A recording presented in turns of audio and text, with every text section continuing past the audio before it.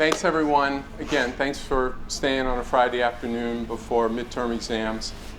I think you'll find it worth your while. I think you'll benefit from this, and you'll learn a lot. A lot of things you'll be surprised about. I promise I've got some surprises. Now, we're supposed to be talking about money. So why do I have hamburgers and French fries from In-N-Out as the first slide? You'll see why in a second. That's the original Baldwin Park store, opened in 1948, In-N-Out. You can see the small stand, and you can see the prices, which we're going to blow up. Burgers 25 cents, cheeseburgers 30 cents, French fries 15 cents, and sodas a dime. Today, things are a little different. This is the current menu and current pricing. And what I'm going to show today is, some of you may know the answer. Does anybody, first of all, let me start by asking, does anyone know why prices have gone up so much over the years? Inflation, right?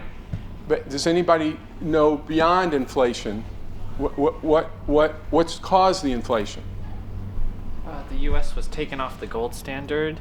Yes, the U.S. was taken off the gold standard. So what did that enable to have happen? The Fed printed a lot of money. The Fed printed a lot of money. Excellent. And so there's more money in the system. So the supply of money really increased, correct? And so it took more money just to buy the same item, the same burger or the same order of French fries. What's your name? Ian. You're Ian. Ian, have you heard my presentation before? No, I haven't. You haven't? Oh, that's excellent. So Ian, for that, you got $1 silver. That was a great answer. Thank you. Terrific answer. I've got some more questions, so keep alert. I got a lot more silver dollars here I want to give away. And so that was the money, Ian, before we went off the gold and silver standard. And that money is worth a lot more because we'll see why it couldn't be increased at rapid rates as the current money is. So one of our aims today is to show you why prices have gone up so much, and Ian gave us a clue as to why it's happened. We're going to get into a lot more detail so you can see it, but I want to explain something else. I got ambitious aims this afternoon in our hour or so together. I want to show you why the stock market goes through booms and busts. So this was the bottom in 2009. Some of you may remember how bad things were. You guys were not too old then, but maybe some of you heard stories or talked to your parents and know what happened. But it was bad. The real estate market got hammered in 2008, 2009. And then look what's happened. Out of the ashes, the stock market has soared. And we saw similar episodes in the late 90s, a big boom. The dot-com tech bubble, the big NASDAQ bubble, and then the crash, down almost 50%. And then another boom, the housing bubble, real estate bubble, financial bubble. Markets soared, then they crashed. If one could know in advance when those crashes are going to happen, one can make a lot of money. That's a real value of understanding this. And it's helped me greatly in managing through the markets. Another thing related is that during the crash in the market in 2008, about 8.8 million people lost their jobs. The bust wasn't just financial. This had tremendous, devastating impact to families. People lost their jobs, and 8.8 million people did, and 10% of the workforce was unemployed. So what if we could prevent that? I'm here to say we can. We just need to understand how this all happened. And I think you'll see by the end of my talk that this is definitely solvable. 8.8 million people didn't have to lose their jobs. The same thing, 10.5 million people lost their homes during the same time. It was a terrible bust. It was horrific.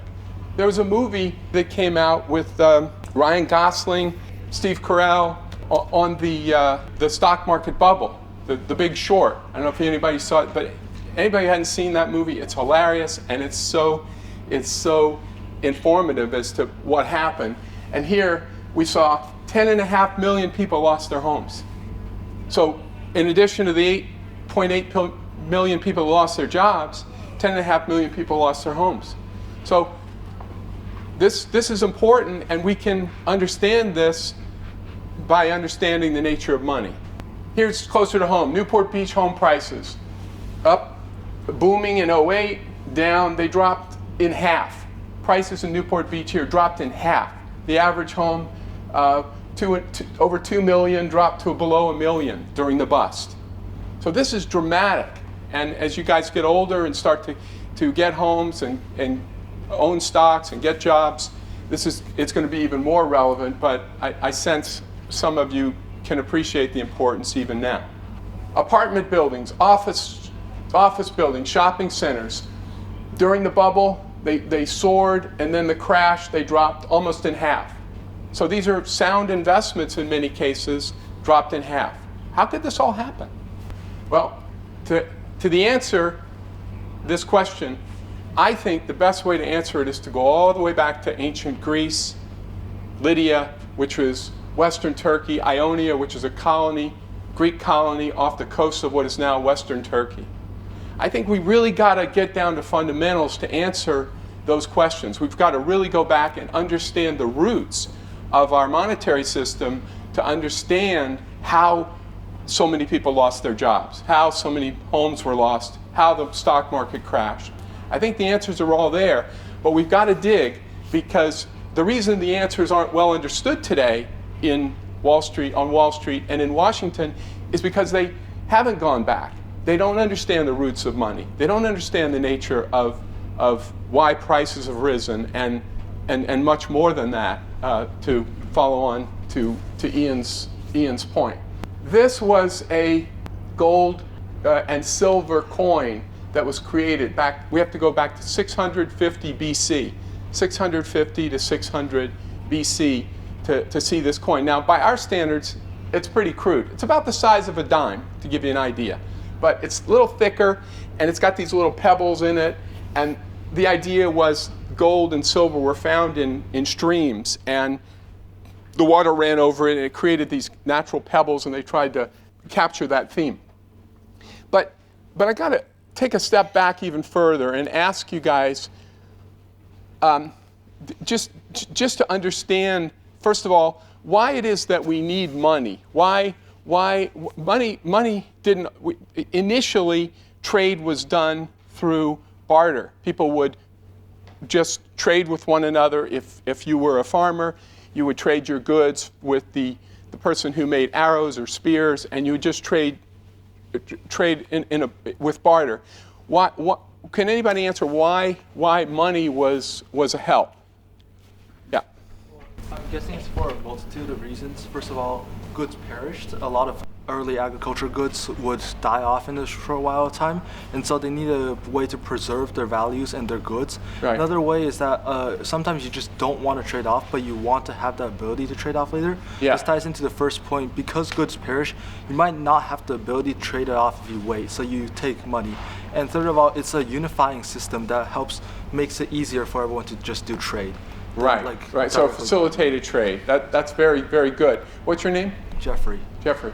Okay, excellent, Jeffrey. So Jeffrey's saying that it's inconvenient to trade pigs and trade crops. It's not convenient. Pigs walk around, crops perish. So we need something that everybody wanted, and we needed kind of an intermediate good that people knew that other people would want, right? So how do we figure out which good? What should we use for that? Should we use rocks? Should we use yeah? Well, some people use shells. Some people use, I think, rice. Shells and rice. Yep, they were used. But I think in this case it's more because people just decided on a single substance that they liked. That's very good. What's your name? Valentina. Valentina. Yes. So they used things that people liked.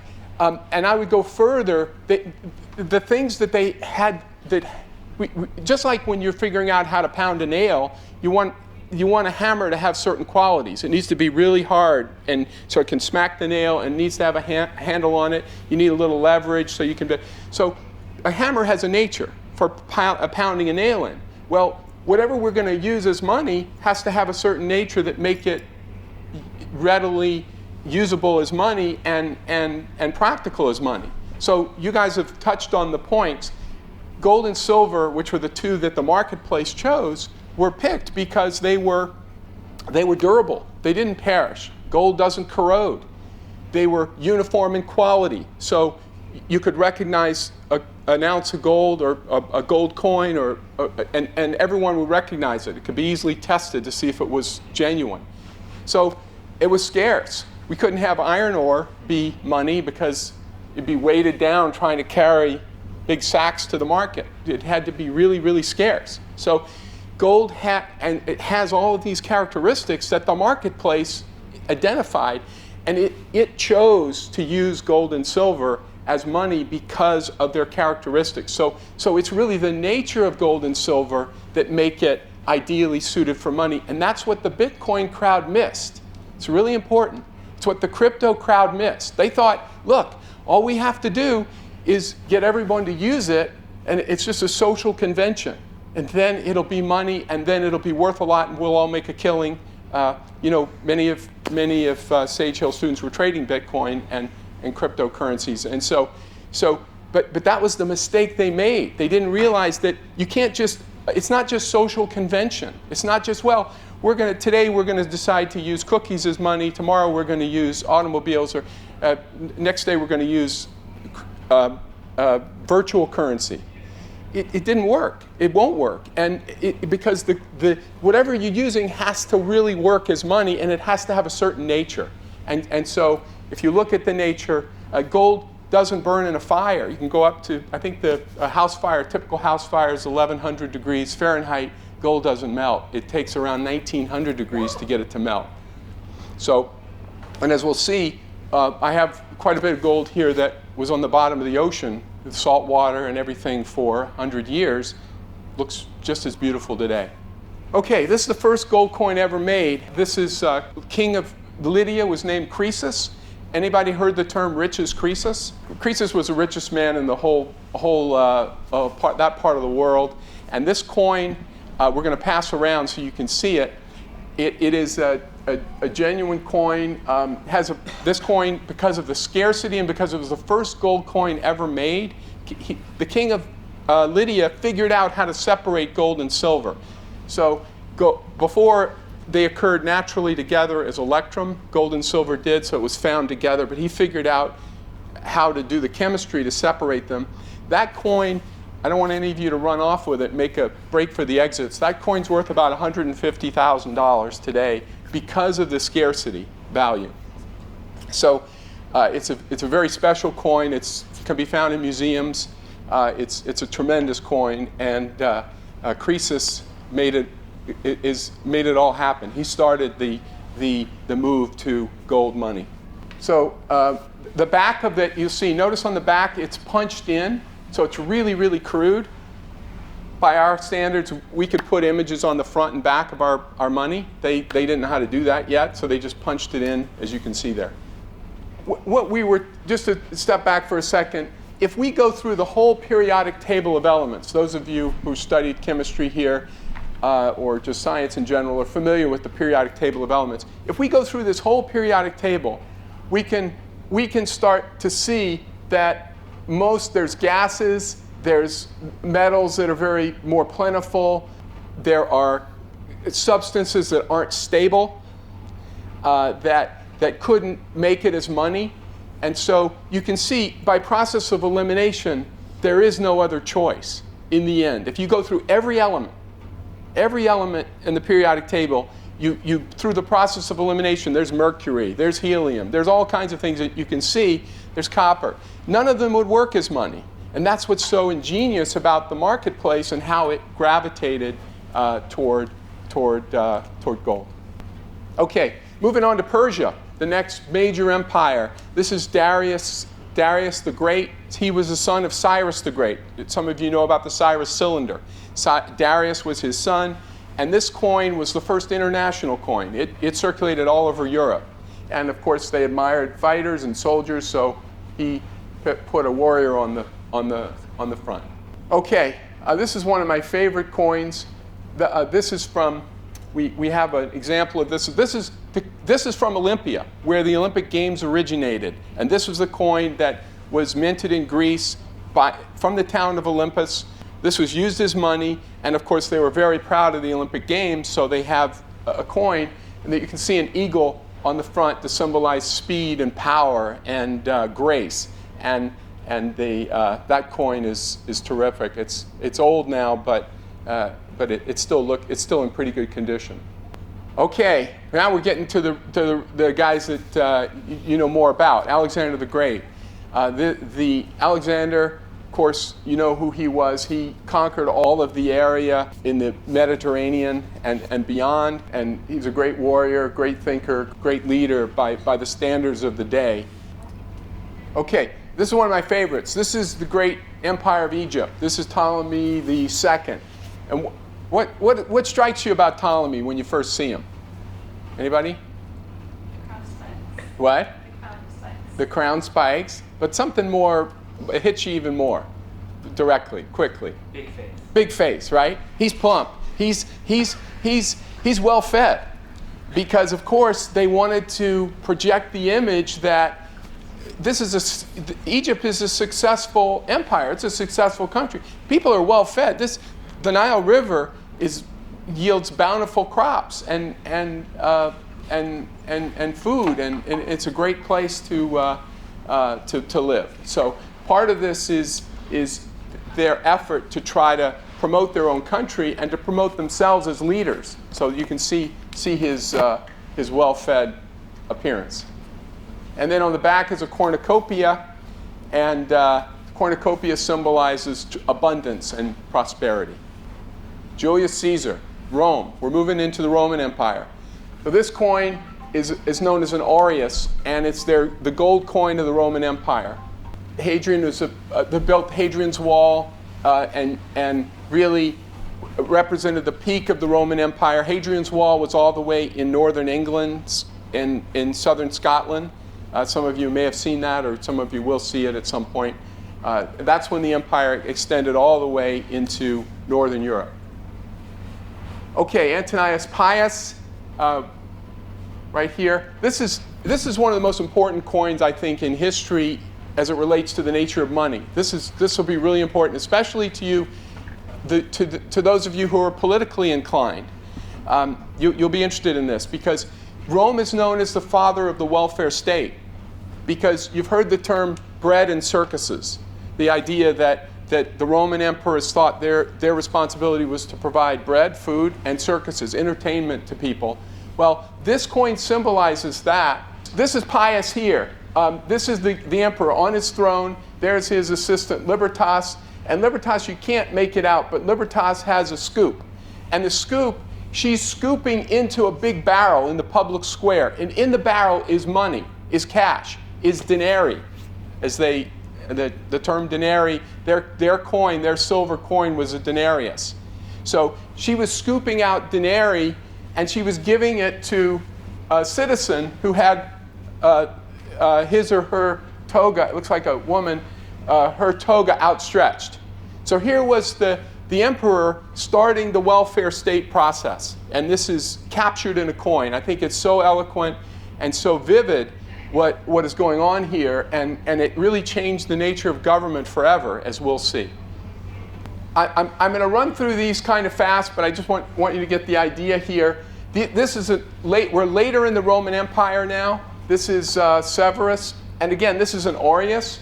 And notice the weight here, 7.27 grams. The weight was over 7 grams. The size of the coin was over that amount throughout the empire. But now as we get later in the empire, look at the weight as we go forward, 6.66 grams, 4.18 grams. Now, this is an aureus. This would be like $1 in today's terms, right? So why do you think the weight would start dropping on these coins that the emperors were using? Anybody have any ideas? Yeah. What's your name? Jonathan. Jonathan. Gold costed money, and they could get by without. Right. They were running out of money. The emperors had to provide bread and circuses, right? And the emperors had to pay the soldiers. Paying those soldiers were They wanted to be paid. And their whole idea, the way to expand the empire was conquest. So it was expensive. So they started running out of money. So they started shrinking the coins. Going back to Julius Caesar, we saw on the gold coins what happened. We're going to see the same thing now in the silver coins. So what we have is this is the history of the Roman Empire. So the Roman Empire, well, the Roman Republic started around 200 BC, right? 200 BC, and the empire, what did Rome fall in 472, 476? Those of you who are history guys know. Was it 476? Yeah, about that time. So we're going to go through the whole empire. And notice how silvery and shiny these coins are early on in the empire. So this in the Republic. Then when we get to Julius Caesar, here's Julius Caesar here, and we can see here that his coin is still pretty shiny. He's around 44 BC. So we're still before a Common Era. And then as we go on, this is Caesar Augustus. You can see how shiny these are. You can see here. So these are really beautiful, lustrous coins. But as we go through, we'll see Tiberius, we see Caligula, Nero, Vespasian, Titius, Hadrian, Marcus Aurelius, Pius. So we're going to we're around 160 AD now, and we can start to see the coins fading. If you can see, the color is fading, and they're becoming more dull and more tarnished.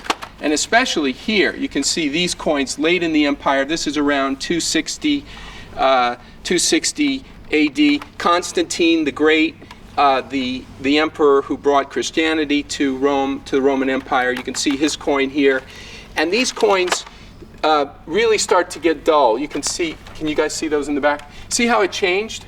So something changed with the nature of money. That's good. That gives you the idea. So something changed with the nature of money. You guys can see. Now, can you guess why those coins got dull? What might have happened? What might have happened to make those coins get dull? Yeah. Did they start making it an alloy with some other? They started mixing alloys, right? They started mixing. That's great. They started mixing other metals, cheaper metals, because silver was expensive, and they didn't have enough of it. It was too hard to get. But they could get cheap stuff. They could get copper and other metals that were a lot cheaper and mix them in. Okay. See, these are the good ones. Keep going, Kevin. So these are the nice ones, as you can see. Keep scrolling, keep going. Now they start to go downhill. We start to get the bad ones, and they become more debased. They're watered down. Okay, keep rolling. See how bad these are. They're barely any silver at all in these. Okay, so here's the idea. This was a study done by a professor at Tulane University, and you can see the silver content of the denarius throughout the Roman Empire went basically to zero. No more silver.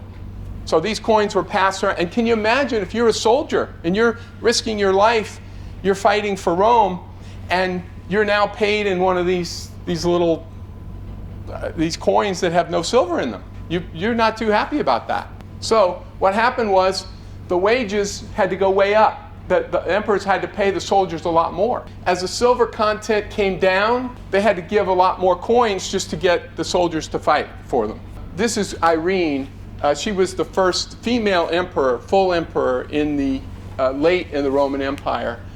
So I have that coin there. It's just symbolic of that happening. Okay, so we're jumping now. We're moving from Rome and Italy. We're moving to China, because the next part of the story of this story about money takes us to China, because the Chinese are credited with inventing paper, and they invented the first paper money. And we have an example of that here that we're going to pass around, but you guys can see it. This is a real life Chinese paper money. I want to keep it in this folder to keep it looking nice. So but I want you guys to see it. So just pass that around. Now, can anybody guess why this is so fancy? Anybody have a guess why? Why would the Chinese make the money so fancy? They wanted to give it some sort of authority, because people didn't always, the concept of paper money was new, and they needed to make it really big and fancy to make people think that it was worth something. Yes, yes. Imagine this, if Marco Polo, the great traveler, traveler from Venice, he went to China. He went to the court of Kublai Khan, and he served on his court, helped him. And you know what he said? He wrote in his travel diary about what he saw in China. And he said the great Kublai was passing out this paper, and people were giving Kublai their jewels, their most prized possessions. And Marco Polo couldn't believe it. He said, why would people give up their most valuable possessions for this paper? It was a shock because in Rome and in Italy at the time, this was the money. The florin was the coin in Italy, the gold coin. This is the coin that Marco Polo used. They also used the ducat. So this was the coin of Europe, and here was Kublai Khan passing out this paper. So he had to make the paper look really special, like a work of art, to get people to part with their hard-earned wealth. So it was a big step for people to turn over their wealth just for paper.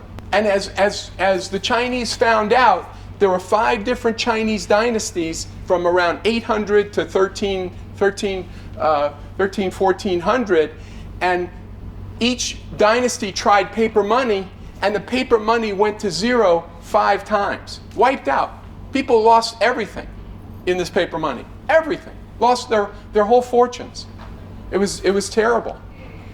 But in order to get them to take it, they had to make it really fancy and special looking, and that's what convinced people. Now, interestingly, the Chinese historians during that time, they studied this and they saw what happened with the creation of paper money.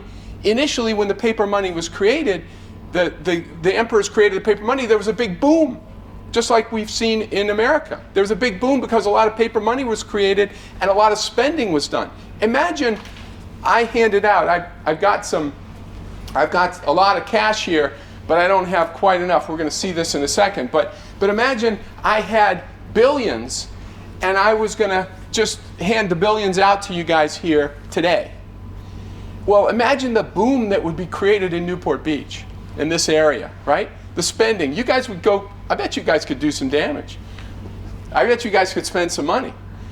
And so the spending would really pick up in Newport Beach and all of Orange County if I handed out some billions here. Well, imagine what Kublai Khan did, right? Imagine what the emperor did when he printed all the money and spent it buying things. It creates a lot of business activity. So now you're starting to see, think about the boom that I showed you in the stock market. Think about the boom I showed you in the real estate market. Think about that for a second when we think about just handing out cash. When the bust happened and people lost everything, the Chinese historians documented this and they noted it, and it was they advised their future emperors not to use paper money anymore because they saw that it created these booms and it caused these crashes when the paper money became worthless. See? So this was known and studied back in China. There's a lot of wisdom in these historians imparted. Okay, this is moving on through Spain. This is Ferdinand and Isabella, the Spanish rulers that financed Christopher Columbus. We're going to talk a little bit about the British pound because the British pound is the longest running currency still around today. So we're going to talk about that for a few minutes. Then we're going to talk about the US dollar and bring it back to America and tie all this up for you guys. So William the Conqueror, again, drawing on your history, William the Conqueror was the great leader in England. And this was a penny. This penny is a real penny. It's made of silver, and it's the size of a dime, roughly. It's a little smaller than today's penny in the United States, but it's real silver. And do you know how they came up with the British pound? Anybody venture a guess how they came up with the British pound? If anybody can answer this question, I've got a silver dollar for you. Yeah, Ian? A pound. It was a pound of silver. Boy, this man's getting rich. Here you go. That's right. It was a pound of silver. So we basically, if we had 240 of the pennies that were passing around, If we had 240 of those, that weighed a pound. Now, the British, who knows the Roman word for pound? Yeah? Is it like Libra? Libra, right. Very good, very good. That's almost good enough for a coin, but not quite. That's very good, though. Libra. And what is, Libra starts with the L, and L, whoever's seen pound sterling, 1 pound sterling in Britain, it's an L, right? Why does it have it? That's why it has that abbreviation, because it comes from the Latin Libra, and that's how we got 1 pound sterling. Okay. Queen Elizabeth I, and she was the one that saw the great rise of the British Empire. And this was 1 pound, and you can see this going around, but this is the size of about a half a dollar. So it's pretty big. This is gold now. So a pound used to be like a $50 size of gold. Now today, if we melted down this gold, what would we have? It's about almost a half an ounce of gold, let's say. Let's call it $600. If we melted down, an ounce of gold is around $1,200. So if we melted a half an ounce, it'd be $600. So if we kept this gold pound up through today, it would be worth $600. Anybody know what a paper pound is worth? This is a pound today, a pound sterling. Anybody know what a pound's worth today? So that's how much the pound has gone down in value, because the British government has printed so many pounds over the past few hundred years. Remember that Queen Elizabeth gold pound. That gold pound is worth, in terms of melted down gold, if we melted it down, it would be worth a little under $600 in gold. What's happened over time, how the value of the pound has gone straight down the drain. All right, let's go to the US dollar.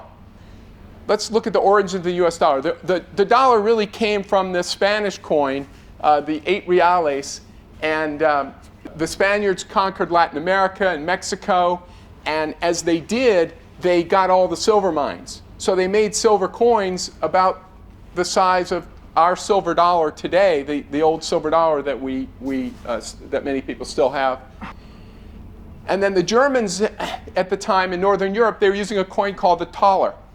Thaler translated into the US is dollar. So the thaler became the dollar. And here's our paper currency, the Revolutionary War, our currency, we used the 6 Spanish mil dollars on our paper money. So the money that we used in the United States before the country was, before 1776, before the Revolution, was the Spanish mil dollar. So the Spanish dollar circulated in the United States. The British wouldn't allow us to make our own money.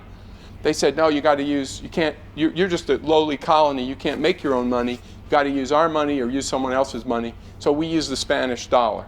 So the silver dollar today, that was $17.99, the silver dollar. And it was the same, basically it was the same coin as the Spanish dollar.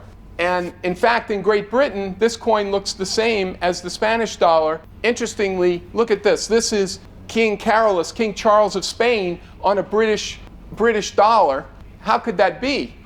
So what the British did was they took a Spanish coin and they called it a British dollar because they stamped King George III's picture, his mug, right in the middle. And they said, now it's British, it's a British dollar. You see? So the point is that these coins circulated all over the world and people didn't care whose picture was on them. All they cared about was what?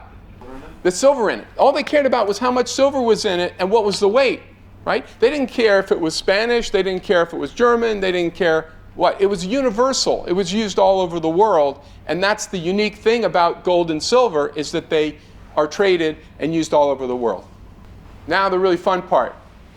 As we're rolling into the 1800s, gold and silver were discovered more and used quite a bit more. And so what we have is gold bars that were used. These are from the California Gold Rush. These are from the Sutter Hill mine.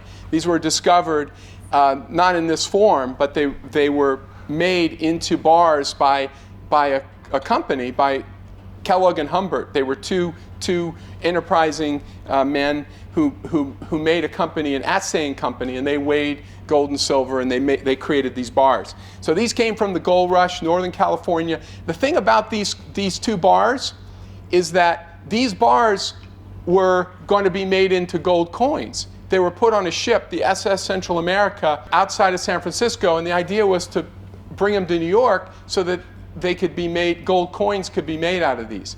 The sad thing was a hurricane hit the ship sank outside off the coast of North Carolina. All the cargo was lost and a lot of people died.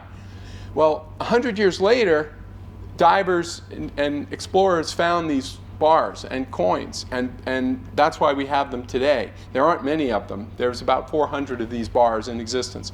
And so you guys get to see them. They're pretty cool. Now, I warn you, they're really heavy.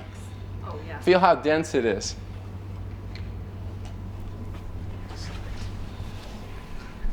And notice on there, you see, that's heavy, isn't it? So look, on here, this is 50 ounces of gold, and the value was around $900 at the time. $900. Today, if we melted this bar down and we sold the gold, it would be worth about $60,000 just for the gold alone. So you can see how much the value has gone up over time. So this was a $20 gold piece. This also came from the ship. This was also on the ship that went to the bottom of the ocean, and it was found. Now this really gets into the fun part about how money changed in the United States. So notice here, can someone read this to me? There have been deposited in the Treasury of the United States $20 in gold coin repayable to the bearer of On demand. It's hard to read that. On Yeah, demand. that's good. That's good. That's fine. So this note, which we're passing around, this is a $20 bill. Look at this $20 bill here.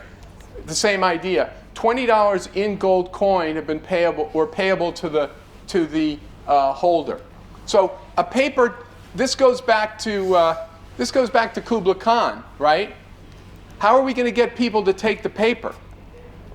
You see how this is working? So on the paper, they have to show that the paper is good. It can be redeemable in gold. You see? So the paper has to have a promise that if you have that paper, you're going to get gold. Otherwise, you're going to be a little nervous about taking the paper, right? So here is the same idea. This is, look how a silver dollar used to look. See here it says $1 silver. And so this looks like a dollar that we use today, except it's got silver on it. It's good for a silver dollar. So there's a silver dollar that we've been talking about. Okay. Now, this is a $10 bill, and right here, the fine print, it says redeemable in gold on demand at the U.S. Treasury, or in gold or lawful money at any Federal Reserve Bank. Okay, we blew it up here, and can anybody figure out what the change is here in terms of the promise to pay with the money? The money's changing now. There's some fine print. There's some legal language on the money that's starting to enter into the system that's starting to change the nature of money. So it says it's redeemable in gold or lawful money. So lawful money, we don't have to give you gold. We can give you what we call lawful money, which could be more paper. You see the out? It's like a special clause that gave them an out. But can anybody figure out why they might have done this? Go ahead. They were running low on gold. They were running low on gold, right. They were running out of gold.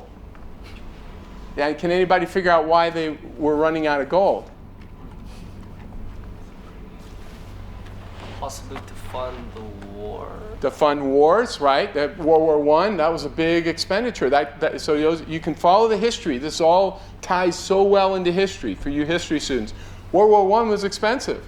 This is 1928. So this is after the war, and so they needed a lot of money to pay for that war. So here we are now. And this is kind of, we're getting into modern day America, and this is the quantity of paper money in the United States. And you can see here the blue line here reflects the quantity of paper money, And the red line here reflects the rate of change, how fast it's growing, how fast is the quantity of money growing. So we can see here, for example, in 2008, the quantity of money was in the United States was around 1.3 trillion. There was 1.3 trillion of these dollars in the US 10 years ago. 1.3 trillion. Today, there's about 3.7 trillion. So it's up to over 200, about 200, a little over 250% during that time. That's a big jump. So imagine all that money that was added to the system in the past 10 years. So we saw earlier, we saw the stock market go up a lot. We saw the housing market go up a lot, right? Now you're starting to get a clue as to how this could happen. Just going back to ancient China. You can see how they describe the same process. Again, if I drop $3 billion into this room, we would start to see the additional money would start to be spent, and prices would rise in the area on real estate and on everything that people would be buying here. So it would have an impact. And so consequently, the purchasing power of the dollar, as you can see, you saw from the In-N-Out hamburgers, the purchasing power of the dollar dropped from 1970 to today, dropped over 80%. 80% drop in just under 50 years. The value of the dollar dropped. We saw how much the British pound dropped, but now we're looking at our currency, the dollar. And relative to gold, if we look at the values, the yen has dropped 99%. The Japanese yen has dropped 99% to the value of gold. The British pound has dropped over 99% also. The US dollar about 98% over time versus an ounce of gold. So you can see here, this is the history, almost all of the history of the United States in terms of inflation. And this is inflation rising, prices rising during the War of 1812, prices rising to the Civil War, World War I, World War II. So why would you think the prices would rise during those wars? Yeah? Like they need to spend money for the war. You need to spend money for the war, and they may not be able to tax people enough. But they needed to print more money to pay for the war, and the prices, because of the supply of money, the prices would start to rise. But look, now we have rising prices, and we don't have a war. We had a war here. This was World War II, right here, World War II. We had to print money to pay for that. But now we have rising, and we had the Vietnam War here. So that was a big war we had to print money to pay for. The Cold War, yeah, Cold War, that's true. That's true. Cold War was, we had to build up arms. But defense spending is only about 15% of the budget.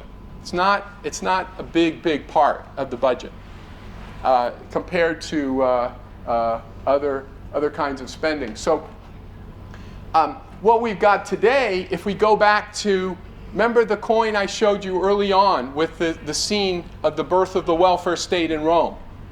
We've got a welfare state in the United States. So we have tremendous spending for social programs in the United States, Social Security, Medicare, et cetera. Those are the big budget items.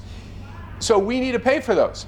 Just like the Romans had to pay for them, we decided as a society that we want to have those programs, and so we got to pay for them somehow.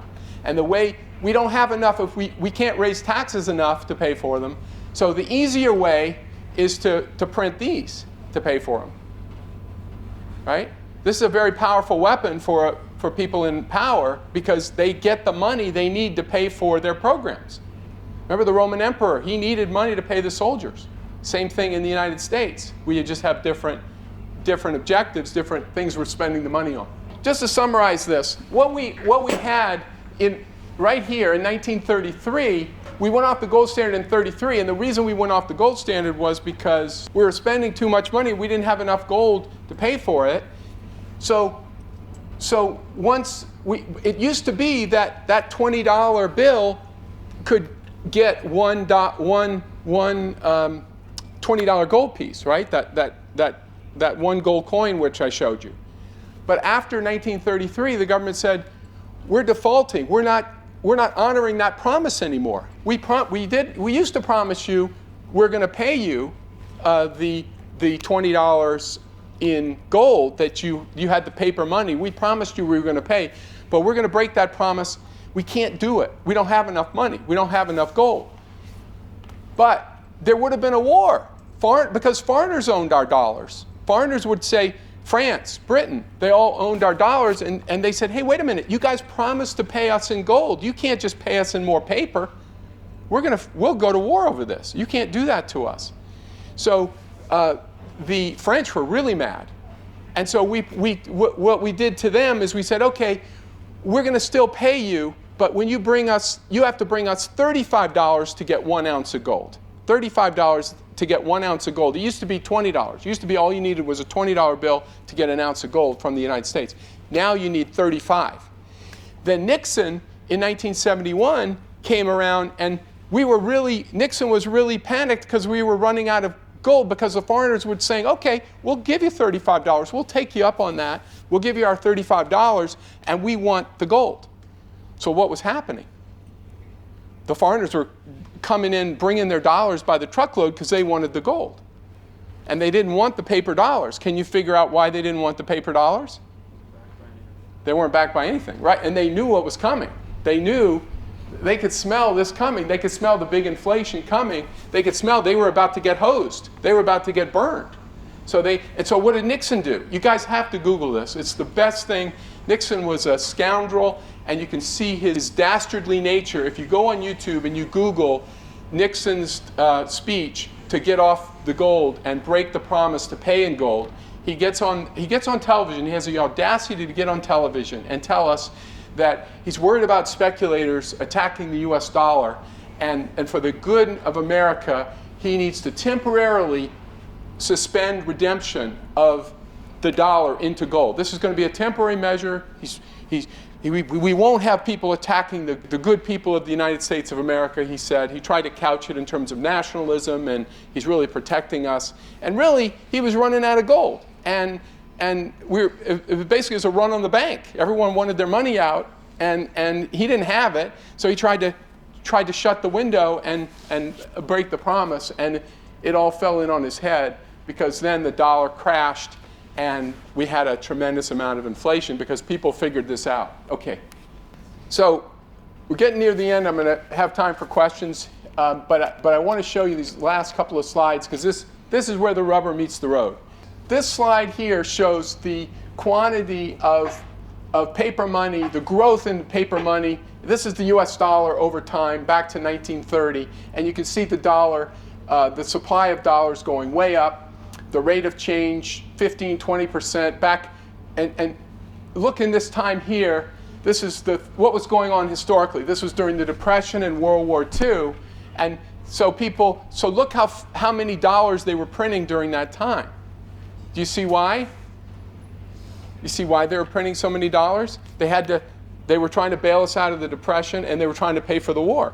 So look, you can just follow the money, how much money they were printing. Well, this shows all of the rapid rates of change of all the different paper monies around the world. This is the euro, the euro currency, the Japanese yen, the Swiss franc, the Canadian dollar. So you can see they're all increased at rapid rates. But look at the quantity of gold here. This is the quantity of gold over time that out of nature. Remember in the beginning of my talk, I talked about how scarce it was. It's hard to find it. It's hard to scratch it out of the ground. This stuff, to get an ounce of this out of the ground costs around $1,100 just to get a little ounce. You have to scrape and scrap, and it's so hard to get. So the quantity goes up at, look how flat, 1.5% a year. That's it.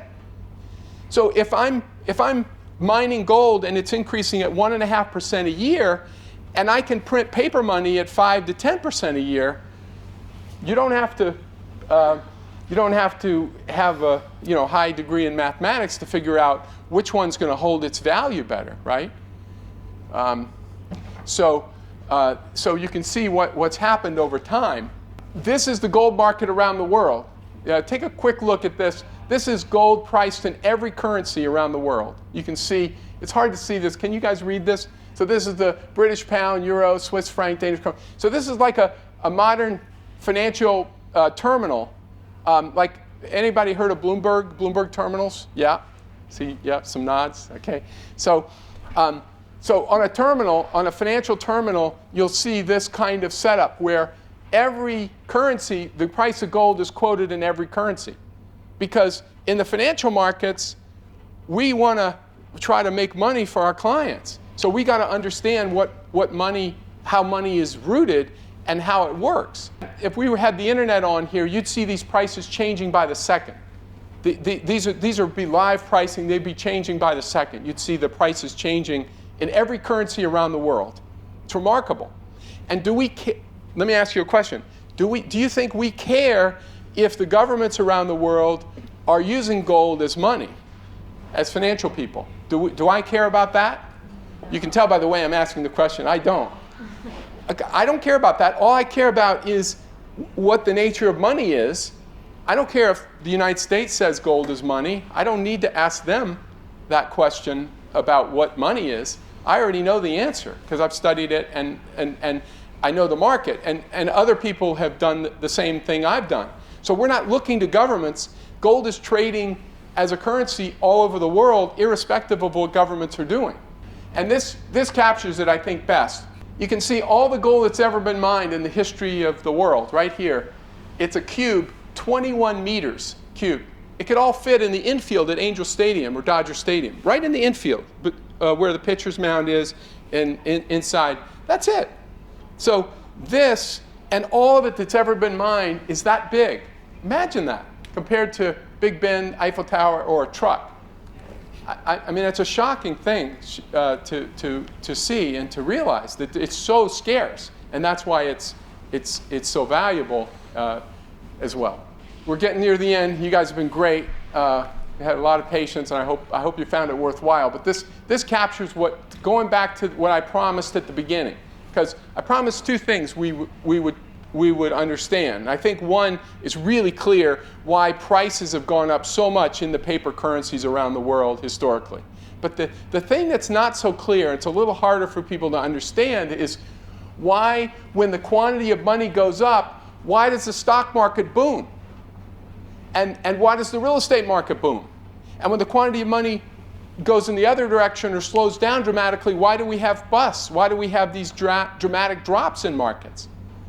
So here's the evidence. Here's the historical evidence. This is an article that I co-wrote back 20 years ago for Barron's. And you can see here the money supply going up, the lighter shade here, and you can see the stock market going up too. And when you see the money supply coming down, stock market comes down. It's amazing. It's really powerful. And we could do the same thing with the real estate market. And now you guys have a glimpse as to why that would be.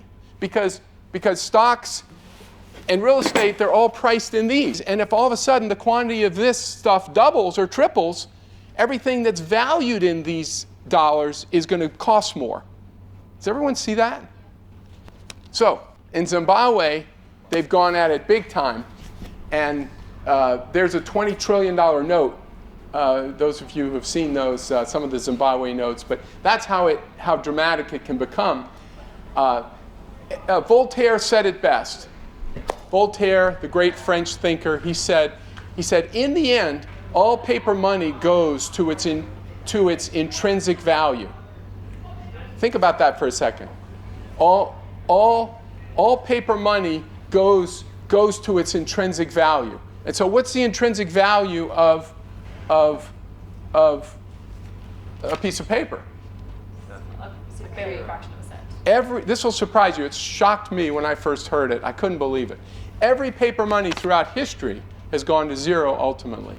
The dollar is down to a nickel from when it started. So it's 95% of the way there.